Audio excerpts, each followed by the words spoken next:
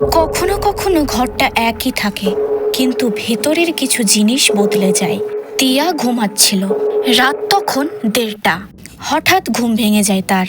চারিদিকে তাকিয়ে দেখে সবকিছু একই, তবু কেমন অচেনা লাগছে। টেবিলে জিনিসপত্রগুলো এলোমেলো হয়ে পড়ে আছে। তারপর দেওয়ালে অদ্ভুত একটা জিনিস লক্ষ্য করে। দেওয়ালে ছবিটা উল্টো ঝোলানো। আমি তো এটা এমন রাখিনি। তারপর তিয়ার বারান্দার দিকে চোখ যায়। ঘরের দরজা খোলা আর হু হু করে হাওয়া ঢুকছে। কিন্তু তিয়া প্রতিদিন রাতে দরজা লাগিয়েই ঘুমায়। এমনকি ওর স্পষ্ট মনে আছে আজ রাতেও ও দরজা লাগিয়েই ঘুমিয়েছিল। আমি কি দরজার ছিটকিনিটা দিতে ভুলে গিয়েছিলাম? কেমন অদ্ভুত লাগছে দেখি তো। তিয়া ধীরে ধীরে বারান্দার দিকে যায়। তারপর বারান্দায় এসে চারিদিক তাকায়। সব স্বাভাবিক, কিন্তু কোনো শব্দ নেই। তিয়া কিছুক্ষণ বারান্দায় দাঁড়িয়ে থাকতে থাকতেই হঠাৎ পেছন থেকে একটা শব্দ। সে চমকে পেছনে ঘুরে তাকায়। দরজা বন্ধ, যেটা সে খোলা রেখেছিল।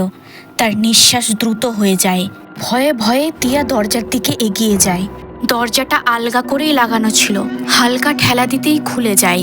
ও দরজা খুলে ঘরটা ভালো করে দেখতে থাকে। তারপর চোখ যায় ওর বিছানায়।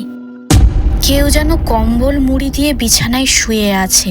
তারপর তিয়া অনেক সাহস জুগিয়ে ঘরে ঢুকে দিয়ে কম্বলটা ধীরে ধীরে সরায়। এবারও কম্বলটা সরিয়ে যা দেখলো, এটা দেখার পর তিয়া নিজের চোখকেও বিশ্বাস করতে পারছিল না। এ কি, এ তো আমি নিজেই! কি করে সম্ভব? তারপর হঠাৎই পেছন থেকে একটা আওয়াজ পায় তিয়া। এটা তোর ঘর না।